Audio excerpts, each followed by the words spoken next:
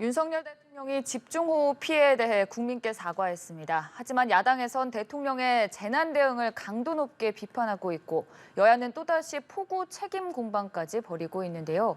한편 국민의힘 이준석 대표가 비대위 전환 관련 가처분 신청을 내면서 여당 내부의 내홍도 계속될 전망입니다. 여러 가지 정치권 이슈들 김근식 국민의힘 전 선대위 정세분석실장, 복귀왕 전 민주당 선대위 대변인과 함께 나눠보도록 하겠습니다. 어서 오시죠. 안녕하세요. 안녕하세요. 우선 이번 폭우 피해에 대해 윤석열 대통령이 직접 국민께 사과를 했습니다. 취임 후 처음으로 한 사과였는데 어떻게 들으셨는지요? 굉장히 사과가 늦었죠. 그리고 이것이 정말 국민들에게 드리는 사과인지 구분이 안 갈 정도로 좀 이렇게 뭉뚱그려서 사과를 하셨는데 이것을 두고 대통령실 관계자가 사과라고 꼭 집어서 얘기할 필요가 있겠느냐라고 또 지적을 했어요. 그러니까 사과를 부인한 꼴이 된 것이죠.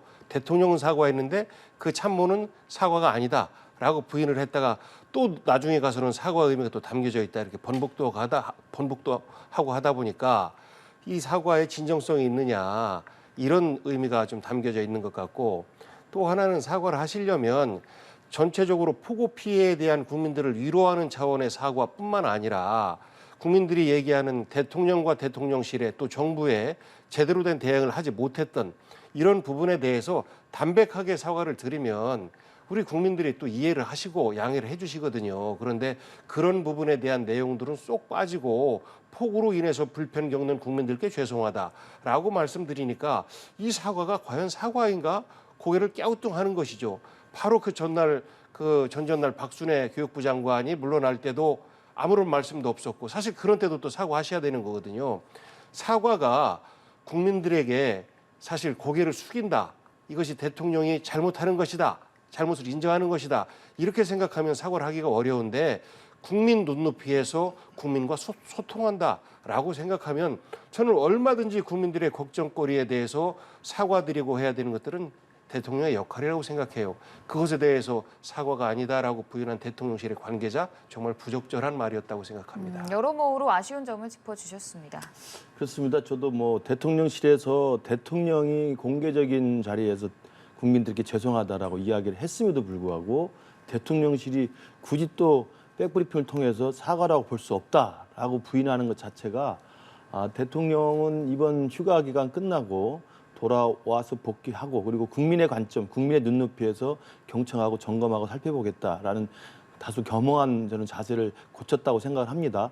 그런데 대통령실은 여전히 지금 삐그덕거리고 있는 것 같아요. 그래서 대통령이 변화하는 것이 가장 중요하지만 대통령의 변화를 잘 보좌하고 보필하고 지원할 수 있는 대통령실의 체계적인 지원이 필요한 건데 아니 대통령은 나와서 공개적으로 사과를 하는 마당에 대통령실 관계자가 굳이 나와서 사과라고 볼 수 없다라고 이야기를 하면서 또 번복하는 이런 해프닝이 왜 자꾸 나오는 건지 정말 이해할 수가 없습니다. 마치 사과를 하면 대통령이 국민들한테 항복한 것으로 생각하는 그런 전투적 관점에서 대통령실 관계자들이 혹시라도 생각하고 있는 건 아닌지 이건 굉장히 위험한 사고방식입니다. 대통령실은 대통령과 대통령을 보좌하는 참모들이 항상 국민 앞에 겸허하게 국민이 요구하는 것, 국민이 원하는 것들을 잘 부응하는 역할을 하는 것이지 여야 간의 정쟁에 무슨 전투를 하는 게 아니지 않습니까? 여야 간의 정쟁의 소재가 되면 물론 사과하는 게 자기가 굉장히 민망할 수도 있다고 생각하겠지만 대통령이 국민에게 사과하는 것은 미안한 게 아닙니다. 그건 하면 할수록 또 물론 하는 일을 해서는 안 되겠지만 꼭 해야 될 일이 있다고 한다면 신속하게 진정성 있게 해주는 게 맞는 것이지 관계자가 나서서 대통령 사과가 아니라고 하는 것은 제가 볼 때 제 느낌에는 여전히 그 관계자나 대통령실 분위기는 지금도 국민에 대한 사과를 여야 간의 정쟁의 전투적인 승패의 관점에서 보는 게 아닌가 이런 좀 아쉬움이 있었습니다. 근데 이 사과에 대한 논란뿐만이 아니라 이 폭우 피해 당시에 윤석열 대통령이 업무를 보고받았던 장소나 또 이와 관련해서 윤석열 대통령이 했던 발언들 자체도 지금 논란이 되고 있거든요. 폭우 피해 이후에 모든 언론에서 과연 대통령이 적절했는가라는 지적을 하고 있는 거 아니겠습니까? 이것에 대해서 대통령실과 여당은 정쟁으로 삼고 있다라고 또 비판을 하고 물타기도 일부 하고 그러는데요. 상식적이지 않은 처신을 하신 것이죠. 그런 위기 재난 상황이 발생하면 기초단체장은 물론이고 광역단체장도 바로 업무 복귀합니다. 한밤중이든 새벽이든 언제든지 복귀를 해요. 꼭 그 현장에 나가는 이야기가 아닙니다. 대통령 집무실에 나와서 이 상황을 예의주시하고 있다라는 것은 굉장히 큰 메시지가 되는 거거든요. 정부의 모든 관계자, 재난 대응과 관련된 모든 관련자들에게 몇 배의 더 긴장감을 가지고 그 상황을 대비하도록 하는 것인데 그렇지 않았지 않습니까? 사택에 머물러 있다. 거기에서 모든 전화로 다 지시했다라고 말씀하시는데 그래도 사택은 사택인 것입니다. 지난 그 박근혜 대통령이 세월호 참사 때 관저에 머물면서 보고는 받았다라고 하지만 그 또한 굉장히 큰 비판을 받았었고 그것이 탄핵 사유의 한 부분이 되기도 했었습니다. 사무실이 있는 이유는 그 사무실에서 모든 업무 환경이 다 주어져 있기 때문에 사무실을 주는 거거든요. 대통령이 있는 곳이 상황실이다라고 말씀들을 하시는데 박근혜 대통령의 비서실장이었던 김기춘 실장의 말이 떠올라요. 똑같은 말 했었거든요. 그러면 대통령실이 무슨 소용입니까? 필요 없는 거 아니겠습니까? 그래서 국민들에게 그렇게 구구하게 변명하지 말고 그때 저의 판단과 참모들의 판단이 부족했습니다. 다음부터는 절대 그런 일 없도록 하겠습니다. 라고 담백하게 인정하면 어유 참 솔직하네. 그래 대통령도 사람인데 판단 미스할 수 있지. 다음부터는 그러지 않겠지. 라고 신뢰로 다가갈 텐데 그렇지 않고 계속해서 구구한 변명으로 일관하다 보니까 이 정말 좀 대통령부터 시작해서 대통령실 관계자 전반적으로 판단에 문제가 있는 거 아니냐. 퇴근길에 이미 아파트 침수되는 것을 확인을 했어요. 대통령께서 직접. 그러면 이거 다시 차 돌려야 되는 거 아닌가라는 말씀들을 하셨어야죠. 또는 대통령께서 그런 말씀 안 하시면 경호처장이나 경호처 관계자라도 다시 돌아가야 될 것 같습니다라고 건의를 드리든지 비서실장이 말씀을 드리든지 했었어야 되는데 아무도 안 하는 겁니다. 저는 대통령 사과를 두고 대통령실 관계자가 사과가 아니다라고 대통령을 엄호했잖아요. 그런 것처럼 대통령에게 조금이라도 심적으로 부담스러운 이런 건의나 조언 자체를 못하는 그런 대통령실의 분위기가 아닌가. 그래서 전적으로 대통령 혼자의 판단에 맡겨지는 건데 지금 대통령은 보면요. 과거 공무원이었던 검사 시절에 그런 근무 행태에서 크게 벗어난 모습을 보이지 않아요. 9 to 6 그대로 하는 것 같아요. 보통 이제 검사들 출근 시간에 조금 늦다 그래요. 왜냐하면 이제 늦게까지 수사를 하고 잔업들이 많기 때문에 그런 근무 형태가 일관되게 나타나고 있는 것 같아요. 홍수 다음 날도 결국은 9시 반 출근하신 거 아니겠습니까? 그래서 저는 이런 전반적인 걱정거리가 국민들이 혹은 야당이 괜하게 공격한다, 정쟁으로 이런 재난 상황마저도 일삼고 있다라고 이렇게 받아들이지 마시고 나의 이런 부분이 다소 좀 미흡했구나. 국민 눈높이에서 다시 나를 좀 돌아보는 계기로 삼아야 되겠다라고 받아들이면 저는 국민들께서 격려해 줄 것이라고 생각해요. 그래서 태도와 자세를 바꿔야 된다라는 조언을 좀 드리고 싶습니다. 네, 여러 부분들이 비판을 해주셨지만 이 폭우 속에서도 퇴근을 했던 부분, 이와 관련해서 강승규 시민사회 수석은 비가 온다고 그래서 대통령이 그러면 퇴근을 못하냐 이런 식으로 해명을 했는데 뭐 같은 생각이신지요? 계속 지적되는 이야기입니다만은 대통령을 제대로 보필하고 또 건의하고 또 보좌하는 것이 대통령실 스텝 참모들의 임무입니다. 물론 이제 그 상황에서 퇴근을 할 때까지는 그 강남이나 서울의 물폭탄이 현재화돼서 완전히 난리가 난 상황은 아니었다고 치더라도 대통령께서 스스로 이야기했습니다만 서초동에 도착할 때쯤 보니까 이미 아래는 침수가 됐다라고 이야기를 했다고 한다면 심각한 상황이라는 것을 바로 그 자리에서 정치적으로 판단을 해야 되는 겁니다. 이게 대통령도 그런 판단을 하셔야 되고 대통령이 만약에 그런 판단을 못 하셨다고 한다면 바로 참모들이 그런 판단들을 건의를 드리는 겁니다. 지금 우리 복귀왕 대변인께서는 지자체장을 해보셔서 알겠지만 그런 엄중한 물난리가 나고 재난의 상황이라면 사실은 업무에 복귀하는 것이 원칙적으로 맞습니다. 물론 이제 서초동 자택에 가서도 업무를 볼 수 있다고는 합니다만 서초동 자택에 가서 업무를 보는 것과 대통령실로 가서 또는 어디 공공의 장소에 가서 모든 현장의 상황들을 제대로 보고를 받고 지시를 엄중하게 내리는 것은 전혀 다른 차원이라고 볼 수가 있기 때문에 저는 그 당시도 대통령실에 정확한 직원이 좀 필요했었다고 생각이 들고요. 대통령께서도 지금 맡고 있는 대통령의 자리라는 것이 얼마나 엄중한 자리인 것인지 그리고 얼마나 이게 막중한 무거운 책임감이 있는 것인지를 좀 깨닫는 계기가 됐을 거라고 생각을 하고요. 저는 그러면서 이제 그날 퇴근 상황과 관련된 논란이 제기되고 나서 그래서 어제 사과란 이야기를 죄송하다는 이야기 했지 않습니까? 그래서 대통령은 변명했다고 생각하지는 않아요. 대통령은 그 부분에 대해서 논란이 되니까 사실은 이틀 뒤에 어제 공개적인 자리에서 대책회의에서 국민께 죄송하다는 이야기 했기 때문에 그런 모든 것들을 포괄해서 저는 사과의 의미를 담아서 대통령은 이야기를 했다고 보고요. 저는 여전히 대통령 비서실에서 지금 말씀하신 강승규 시민사회 수석이 언론에 나와서 퇴근을 비 온다고 못하냐? 공무원 퇴근 비 온다고 할 수 있죠. 그러나 대통령실과 대통령은 다른 겁니다. 그리고 모든 시민들이 발 동동 구르고 있고 수많은 사람들이 죽거나 다치거나 이재민이 생겼는데 어떻게 그런 말을 할 수 있습니까? 이것을 뭐 야당의 악의적 프레임이라고 계속 이야기하는 것도 한두 번입니다. 그렇게 말을 해서는 안 된다고 보고요. 제가 아까 말씀드린 것처럼 마치 대통령실은 정치적 어떤 소재가 되거나 언론의 어떤 비판이 나오면 이걸 여기서 져서는 안 된다, 항복해서는 안 된다, 굴복해서는 안 된다고 하는 승패의 적대적 대결 관계로 생각하는 건 제가 볼 때 굉장히 문제가 있다. 다시 한번 말씀을 드리고 싶습니다. 네. 그 비 오면 퇴근 안 할 수는 없죠. 퇴근하지요. 그런데 이런 재난 상황이 발생되면 복귀를 하는 겁니다. 2년 전에 부산에서 지하차도 9명 참사가 일어났을 때 그때 당시에 회식 갔다가 늦게 업무에 복귀한 관련 공무원들이요. 모두가 다 유죄를 받았어요. 선고를 그렇게 받았습니다. 그런 것처럼 재난 대응이라고 하는 것은 공직자들에게 있어서 가장 중요한 일 중에 하나거든요. 그 전체 행정을 총괄하는 대통령께서 그런 것들에 대한 모범을 보이고 대통령실에서 그런 자세를 가져야 되는데 비 온다고 퇴근 못합니까? 라는 말은 사실 국민의 지적에 대해서 정면으로 고개 쳐들고 우리 잘못한 거 없습니다. 라는 자세라고 저는 생각합니다. 네, 두 분 모두 계속해서 이 참모들에 대해서 좀 쓴소리를 해주셨는데 사실 이 밖에도 대통령실에서 윤 대통령이 그 이전에 반지하 참사를 당했던 현장에 방문한 것을 또 국정 홍보용 카드 뉴스로 제작한 것을 두고도 논란이 이어지면서 결국에는 좀 인적 쇄신을 단행해야 되는 것 아니냐는 목소리로까지 이어지고 있습니다. 지금 뭐 계속 이야기 나오는 것처럼 대통령실의 여러 가지 기능들이 제대로 지금 작동하지 않고 있다. 대통령은 정말 고치려고 하고 변화하려고 하고 휴가 이후에 좀 거듭나기 위해서 노력을 하는 것으로 보입니다만은 국민의 관점, 국민의 눈높이를 이야기를 하고 있기 때문에 그러나 대통령실이 여전히 대통령 눈치만 본다든지 아니면 정말 무사 아니라는 태도를 보인다고 한다면 저는 문제가 심각할 수밖에 없다고 보는데 지금 말씀하신 것처럼 이 카드 뉴스도 아니 망자의 그 안타까운 고통의 현장에 가서 사고 현장 아닙니까? 거기에 가서 그걸 사진을 찍어서 홍보를 한다는 게 이게 말이 되겠습니까? 이런 발상을 한다는 것 자체가 뭐 대통령 뭐 홍보수석실에서 했는지 모르겠습니다만 이건 정말 문제가 심각하다고 봅니다. 그리고 이런 아이디어를 내서 이걸 카드뉴스에서 국정 홍보를 합시다라고 누가 제안을 하면 그걸 시스템적으로 막아줘서 그거 안 된다라고 걸러주는 장치가 있었어야 되는 겁니다. 그게 작동이 안 됐기 때문에 이게 나와서 지금 논란이 된 거 아니겠습니까?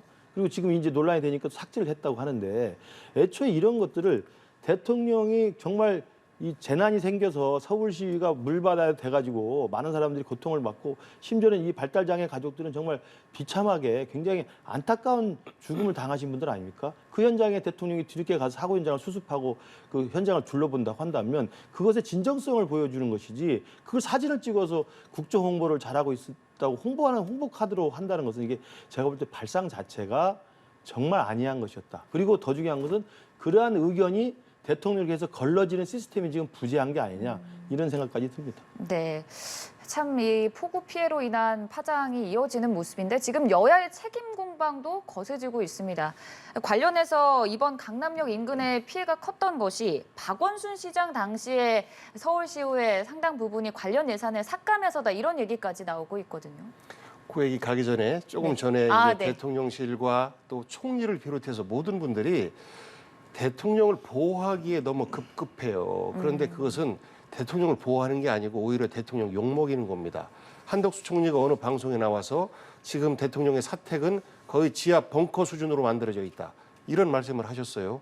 과대 포장을 과하게 말씀을 하신 부분이 있고 과한 변명이실 수도 있고 혹은 그렇게 됐다라고 하면 그것에 대해서 이것은 보안이 누출된 것일 수도 있고 그래요. 그래서 저는 총리를 비롯해서 모든 분들이 국민들에게 솔직하게 말씀드리는 것이 곧 대통령을 보호하고 지키는 일이다라는 조언을 좀 드리고 싶고 이런 야당과 국민의 비판에 대해서 정쟁이라고 얘기하지 않습니까? 그런데 그것을 정쟁으로 바라보면 안 돼요.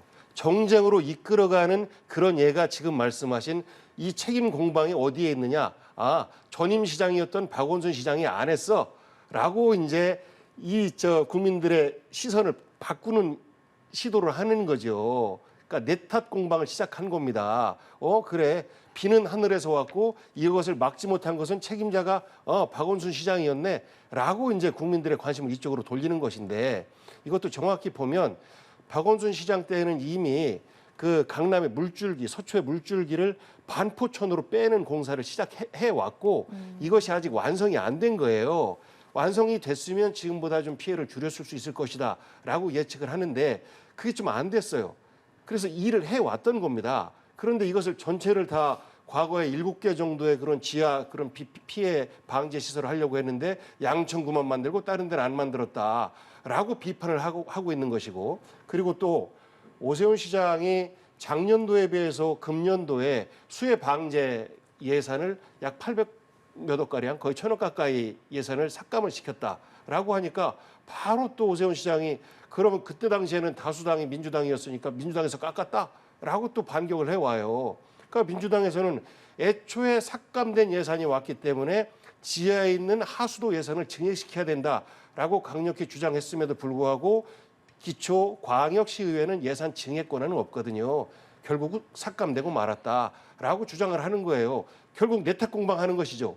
이것이 이번 재난을 제대로 어떻게 다음에 우리가 이런 것이 반복되지 않게끔 수습할까라는 자세가 아니고 정쟁으로 위기를 모면하려고 하는 이런 것처럼 보여져요. 그러니까 방지를 제대로 못한 것, 그런 그 재난 방지에 관련된 것은 오롯이 지방정부의 몫뿐만 아니라 중앙정부하고 예산 매칭을 해서 진행을 합니다. 그러면 결국은 그동안에 이것을 제대로 조치하지 못했던 중앙정부와 또 지방정부 모두의 공동의 책임인 것이지 이것을 특정 어떤 그 단체장에게 책임을 모으는 이런 행태에 대해서는 글쎄요. 당장은 그렇게 하면 책임을 피하는 것처럼 보일지 모르겠습니다만 그렇게 피해가면 향후에 이런 참사는 계속해서 반복될 수밖에 없을 것 같습니다. 결국에는 내 탓 공방이다는 말씀이십니다.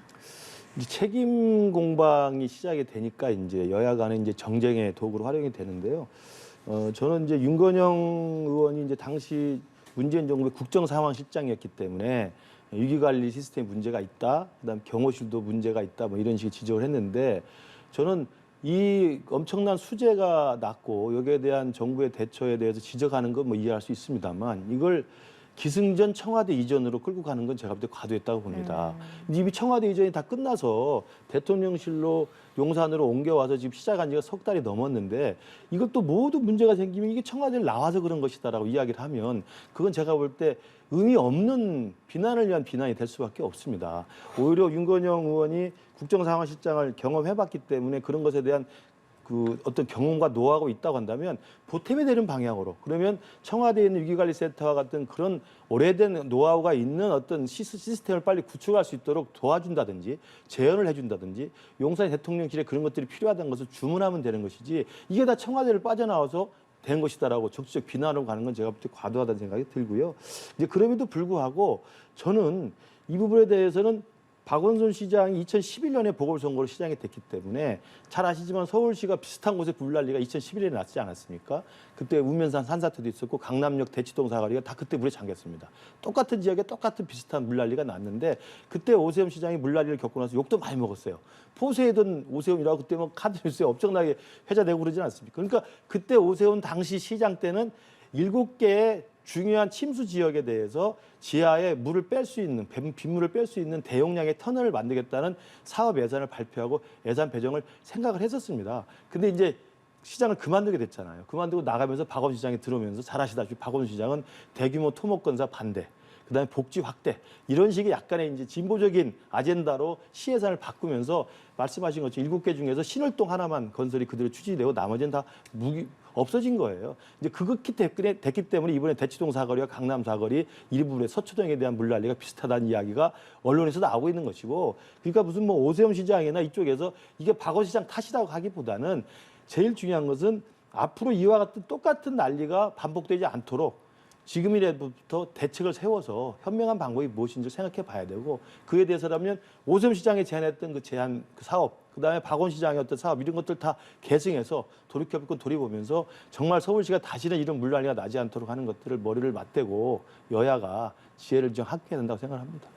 한 가지 말씀드리면 당시에 7개를 계획했다라고 하는 것은 구상 단계였던 것이고 이것을 구체적으로 실행하는 역할은 이제 박원순 시장 때 한 거죠. 그래서 양천구는 만들고 그 나머지 부분 6개를 어떻게 할 것이냐라는 대안으로서 반포천으로 물을 빼는 계획이 수립되는 것이고 이것을 현재 진행하고 있는 것이죠. 조만간에 마무리가 될 것인데 그리고 나머지 그 지하 수로 관련해서는 여러 가지 의견들이 있었습니다. 그러니까 구체적인 그 일을 검토하는 과정 속에서 전문가들이 이런 것들은 부적절하다라는 판단들이 났었기 때문에 그것을 받아들인 것이지 일방적으로 다른 일을 하기 위해서 그것을 안 했다라는 뭐 어떤 비판에 대해서는 저는 뭐 인정하기 좀 어려운 것 같아요. 일은 그렇게 추진되지 않습니다. 그 공방의 수준이 돼서 대통령실이나 오세훈 시장 쪽에서 내 탓이 아니라고 말하는 것도 자제해야 될 일이지만 박원순 시장 때 7개 구상했던 걸 다 취소하고 하나만 했기 때문에 똑같이 강남하고 대치동에 문제가 생겼다는 것을 내 탓이 아니라고 하는 것도 할 필요 없습니다. 같이 잘해보시면 되죠 뭐. 예. 네, 그렇죠. 더 인정합니다. 이상의 모두의 정쟁보다는 책임입니다. 그럼요.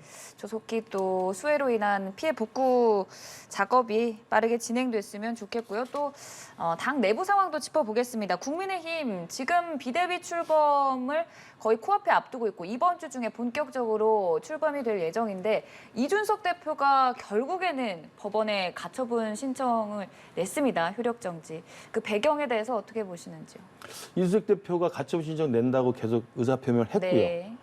그리고 이제 제가 알기로도 가처분 신청이 인용이 되든 기각이 되든 상관없이 본인의 결백, 본인의 정당성을 입증하고 또 기록으로 남기기 위해서 가처분 신청 접수는 한 것으로 생각이 됩니다. 왜냐하면 이제 지금 진행되는 비대위로의 전환 과정은 이준석 대표의 생각으로는 당당하게 당원들의 선출로 선출된 이 당 대표가 자기 생각할 때는 굉장히 억지스럽고 논리적으로 모순이 많은 억지스러운 어떤 비대위 강행에 의해서 없어져 버렸기 때문에 복귀가 불가능해졌기 때문에 이것은 정당하지 못하다라는 입장을 이준석 대표 갖고 있는 거 아니겠습니까? 저도 그 부분에서 상당 부분 일정하게 이해되는 부분이 있다고 생각합니다. 그래서 아마 이준석 대표는 이것을 법원에 가처분 신청을 냈다는 그 접수를 했다고 하는 그 기록만 가지고도 일단은 자기는 억울하게 당할 수 없어서 정당하게 자기 주장을 호소했다라고 아마 이야기를 하고 싶을 것 같고요. 저는 이제 관심을 끌 수 있는 게 내일 모레 토요일 이제 기자회견이 예고가 네. 되어 있기 때문에 이 기자회견에서 지속적으로 이준석 대표의 정당성을 강조하고 가처분 신청의 승리 가능성을 이야기하면서 윤석열 정부와 그리고 국민의힘의 지금 비대위와 계속 각을 세울 것인지 아니면 가처분 신청을 하긴 했고 자신의 정당성을 입증하기 위한 기록은 남겨놨기 때문에 제가 기대하는 바는 그겁니다만 13일 날 기자회견에서는 자기가 옳지만 지금 하루빨리 이 당정 관계를 재정립하고 정상화하고 윤석열 정부의 성공을 돕기 위한 임기 초반이기 때문에 집권 여당의 내용을 수습한다는 차원에서 내가 억울하지만 희생이 필요하다면 희생을 하겠다라는 대승적 관점에서의 어떤 저는 결단도 기대해 볼 수 있지 않을까 생각을 해보는데 모르겠습니다. 내일 모레 지켜봐야 될 것 같습니다. 네, 또 이준석 대표가 예고한 13일 기자회견에서 이 대표의 결단을 볼 수 있을지. 근데 또 다른 변수가 이 법원이 가처분 신청을 인용을 할지도 관건이거든요. 그 가능성 어느 정도라고 보시나요? 상식적으로 법이 정치의 영역에 깊이 개입하는 모습 저는 바람직하지 않다라고 생각하고 네. 그 법으로까지 끌고 가는 이런 모습에 대해서 저는 뭐 긍정적으로 바라보지는 않습니다. 그런데 이것에 대해서 절차적 문제는 좀 있어 보인다라는 의견이 법 쪽에서 상당 부분 어떤 의견이 좀 나오고 있습니다. 그래서 17일 날 심의를 하겠다라고 이제 그 법원에서 이미 밝혔고 이것이 이제 이준석 대표 입장에서는 회복하기 불가능한 피해이기 때문에 최대한 빨리 이 심리를 맞춰서 인용 여부를 결정할 것 같은데요. 저 그 가능성은 한 반반 정도 되는 것 같습니다. 왜냐하면 네. 그 과거에 그 주호영 의원 같은 경우에도 본인이 공천에서 탈락되니까 그것에 대해 또 가처분 신청하고 막 그랬던 게 있었거든요. 그래서 법이 이 정치에 대해서 전혀 개입을 안 했던 것이 아닙니다.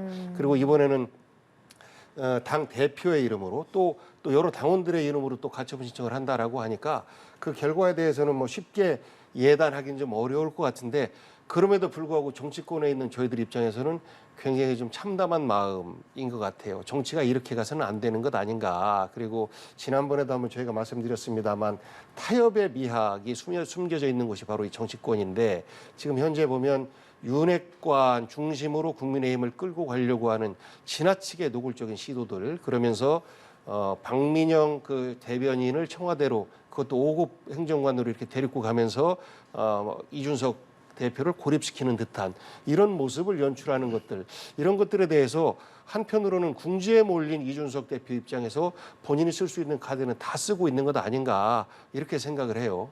네, 말씀해 주셨던 이준석 퀴즈라고 불렸던 박민영 대변인이 대통령실로 간 것에 대해서도 그 배경에 대한 여러 가지 말들이 나오고 있습니까? 뭐라고? 저는 긍정적으로 평가를 하고 네. 싶어요. 왜냐하면 아까 제가 말씀드린 것처럼 대통령이 휴가 끝나고 복귀하면서 저는 상당히 변화를 시도하고 있다고 저는 긍정적으로 평가를 하고 싶고 대통령실이 아직 보좌 기능이 지금 작동하지 않고 있습니다만 그래서 대통령의 그런 어떤 인식의 변화 또는 그 정치적 현안과 또 국민들에 대하는 태도의 변화가 저는 바로 박민영 대변인을 대통령실로 저는 데려간 것도 하나의 그 시그널이라고 봅니다. 왜냐하면 네. 잘 아시다시피 박민영 대변인은 이준석 개로 또 분류가 되고 심지어는 이제 언론에도 났습니다만 당시에 대통령의 인사에 대해서 공개적으로 여당 대변인이 공개적으로 비판을 해서 화제를 모았던 사람이지 않습니까? 그리고 대통령도 굉장히 화가 났다는 그때 보도도 있었습니다.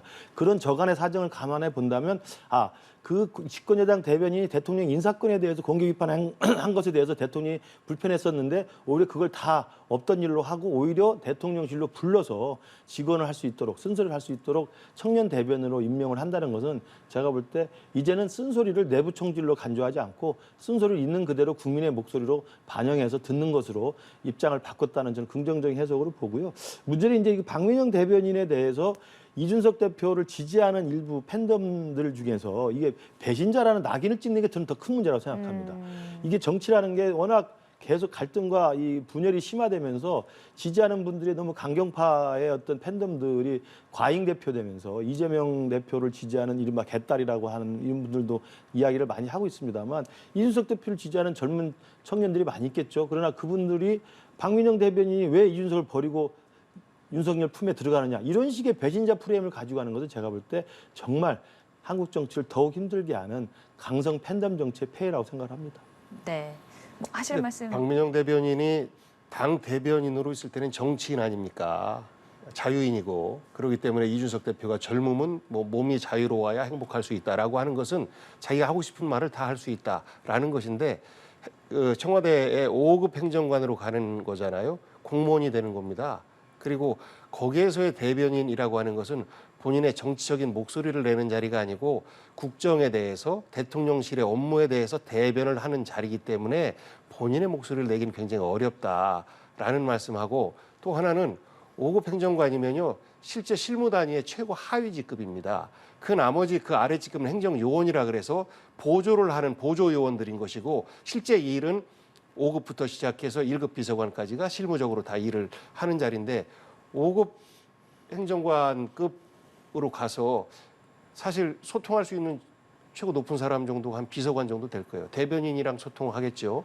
그 대변인께 본인의 생각을 또 본인의 논평을 글을 쓴다라고 했을 때 그거를 그 대변인이 책임을 지고 걸러낼 거 다 걸러내고 할 텐데 실무자로서 실무 책임자에게 권의 정도는 할 수 있지 대통령께 쓴소리를 할 수 있는 그런 자리는 아닌 거예요. 그렇기 때문에 저는 대통령실에서 일종의 양수겸장으로 청년을 받아들이는 그러면서 이준석 대표를 고립시키는 이런 어떤 것도 있고 또 한편으로는 쓴소리 당에 놔두면 쓴소리 할 수 있는 친구니까 이 친구를 청와대로 딱 데리고 오면 본인에게도 이력에 도움되니까 본인에게도 선물을 주고 그러면서 목소리도 못 내게 하는 이런 두 가지 효과를 염두에 둔 것 아닌가 뭐 이런 추측도 해봤습니다. 너무 박하게 해서 미안합니다. 너무 지나치게 그걸 폄하하시는 거고요. 왜 그렇게까지 말씀하실 필요가 뭐가 있습니까? 가서 박민정 대변인이 쓴소리 하겠다는 게 대통령실 내 대변인으로 가서 뭐 공개적으로 나와서 대변인이 쓴소리 할 수는 없는 것이죠. 내부에서 그런 직원들의 통로를 이용해서 소통을 하겠다는 이야기이기 때문에 그걸 너무 미리 폄하해서 말씀하실 필요 없고요. 5급 행정관이라고 해서 그게 5급인지 뭐 4급인지 3급인지 모르겠습니다만 5급이니까 별 쓴소리 못 할 것이라고 말씀하시면 또 과도한 좀 비관적인 전망 같고요. 제가 볼 때는 박민정 대변인도 고민을 했겠죠. 지금 당의 대변인으로 있으면서 역할을 하는 거하고 대통령실로 들어가서 뭐 행정관으로 가서 그 내부에서 직원들을 할 수 있는 기회를 찾아보는 거하고 자기 스스로에게 어떤 게 더 득이 될지 또는 대통령 윤석열 정부에 도움이 될지를 고민을 했을 것이고 그 관점에서 선택을 한 것이기 때문에 제가 볼 때는 박민정 대변인의 그동안의 이제 행적을 보면 그 대통령실 가서도 기죽지 않고 청년의 목소리 또 청년의 아이디어를 내서 열심히 소통할 것이라고 생각이 됩니다. 네, 제 청와대 근무 경험이 있으니까 경험으로 보면 3급들이 보통 실무의 중간 책임자 역할을 하고 그 3급들이 4, 5급들의 행정관들의 업무를 총괄을 합니다. 그러면서 이것을 이제 2급 선임 행정관이 전체적으로 실무를 본인이 판단 속에서 비서관과 상의를 하고 비서관은 실무 책임 플러스 정무적 역할을 같이 해야 되는 역할들이라 5급 행정관은 사실상 본인의 일을 상급 행정관과 상의해가면서 추진하는 이런 정도의 일이기 때문에 청와대 안에서 자기의 목소리를 내기는 굉장히 어려울 것이다. 다만 국정 전체를 볼 수 있는 자기 공부의 시간은 될 수 있을 것 같아요. 그러니까 쓴소리를 내고 안 내고는 가서 보시고요. 그걸 미리 5급이니까 안 된다라고 폄하하는 건 제가 볼 때 대변인 말씀이 좀 잘못하신 거예요. 네. 네, 참 이 감로원 일박이 오고 가는 상황인데요. 국민의힘 상황은 여기서 마무리를 짓고 민주당도 짚어보도록 하겠습니다. 전당대회 본선이 얼마 남지 않다 보니 이재명 의원을 둘러싼 계속해서 사법 리스크가 불거지고 있는데 법인카드 유용 의혹 계속 지금 새로운 얘기들이 떠오르는 것 같습니다. 이제 뭐 곧 결론이 날 시점이 다가오지 않습니까? 네. 이제 이게 본래 법인카드 유용 사건이라는 게 배모 사무관의 공직선거법상 허위사실 공표에 대한 고발 사건을 경찰이 수사하고 있는 것이기 때문에 선거사법은 3월 9일 날 선거가 있었기 때문에 6개월 내에 공소 여부를 결정해서 네. 처리를 해줘야 됩니다. 그래서 9월 8일 전에 결론을 내야 되기 때문에 지금 그 스케줄대로 가는 것이 오히려 지금 수사가 늦었죠. 이제 와서 이제 막바지에 지금 오고 있어서 김혜경 씨의 소환이 통보됐다고 이재명 의원 측에서 지금 입장을 냈기 때문에 네. 저는 이재명 의원 측에서도 이례적으로 입장을 내고 해명을 한 걸로 봐서는 전공법으로 대처하겠다는 입장을 보여준 것으로 보여요. 그래서 우리가 이제 많은 분들이 정치인들이나 정치인 관련된 분들이 수사를 받으러 가거나 포토라인에 쓰면 많이 하는 게 있지 않습니까? 성실히 조사에 임하겠습니다. 이렇게 이야기하고 들어가지 않습니까? 저는 이제 그런 입장으로 지금 보입니다. 이재명 의원실에서 이 김혜경 씨에 대한 소환 통보를 받았다고 설명하고 쭉 해명을 한 내용을 보면 성실 조사에 임하겠다는 의지를 보인 것이죠. 저는 뭐 긍정적으로 보고요. 저는 소환 통보 받은 날 가서 열심히 소명하고 또 그동안 또 경찰은 경찰대로 압수수색 등을 통하고 관련자 또는 피의자의 어떤 진술과 소환된 결과를 가지고 또 설명을 하지 않겠습니까? 그런 내용에 대해서 아마 방어는 방어대로 하시고 또 조사의 협력은 협력대로 하시고 그리고 이제 9월 8일 이전에 경찰 측에서는 아마 기소 여부, 송치 여부를 결정할 것으로 보입니다. 네, 이재명 의원이 법인카드를 사용해서 식사비를 결제했다는 의혹에 대해서 뭐 김혜경 씨 몫은 캠프 정치 자금으로 해결을 했고 나머지 식사에 관해서는 잘 몰랐다 이렇게 좀 입장을 밝힌 것을 두고 전공법을 택한 것 같다는 말씀을 해주셨습니다. 경찰에서 조사를 통보를 했는데 야당인데 더더군다나 지금 그 칼날을 분명하게 이재명 의원을 겨누고 있는 상황에서 뭐 이것을 회피해서 되겠습니까? 공개적으로 국민들에게 알리고 제대로 된 조사를 받고 이겨나가겠습니다라는 메시지로 보면 될 것 같은데 저는 이제 아쉬운 것이 그겁니다. 윤석열 대통령과 이재명 당시의 후보의 경쟁 그러면서 또 부인 리스크가 두 분에게 다 있었어요. 합격력 위조 의혹 그리고 도이치모터스 사건 모두에게 다 있는데 낙선된 이재명 후보 쪽에는 이렇게 진행이 되는데 당선된 윤석열 당시 후보의 관계자분들에 대해서 그 부인에 대해서는 아직까지 어떻게 진행되고 있는지 전혀 모른다라는 겁니다. 저는 사법은 정의로워야 된다라고 생각해요. 승자와 패자 동일한 잣대로 들여다봐야 되는데 지금 기울어져 있는 모습인 것 같아서 안타깝습니다. 네, 참 이재명 의원을 둘러싼 사법 리스크 논란이 계속되다 보니 또 민주당 당권 주자들도 기소 시에 당직이 정지된다는 이 당원 개정을 둘러싸고 토론회에서 계속 치열하게 공방이 이어지고 있는데요. 이것이 뭐 이재명 방탄 아니냐라고 얘기하는데 이재명 의원 입장에서 지금 본인 이야기로 오해를 받을 수 있고 방탄 출마다 이런 이야기, 이런 공격을 많이 받고 있는데 본인이 추진할 이유가 없어요. 이것에 대해서는 그 전에도 정권이 바뀌면서 여당일 때는 우리가 그 검찰의 기소에 대해서 받아들여야 되는 것이 뭐 당연한 도리라고 생각한다. 그리고 그 이전에 문재인 대통령께서 대통령 되시기 이전에도 우리 떳떳하고 당당하게 돌파하자라고 해서 기소가 유죄는 아니나 그런 의심을 받고 있는 동안 일을 하기가 어려우니까 그럴 경우에는 사무총장이 중심이 되어서 정치적인 판단을 함께 내릴 수 있도록 한 거예요. 이것이 정말 부정부패와 관련된 것이냐라고 했을 때는 직무 중지를 기소가 됐더라도 하고 그렇지 않고 여기에 정치적인 어떤 공격거리가 있다라고 했을 때는 안 할 수 있는 거예요. 임의 조항인데 이 임의 조항을 가지고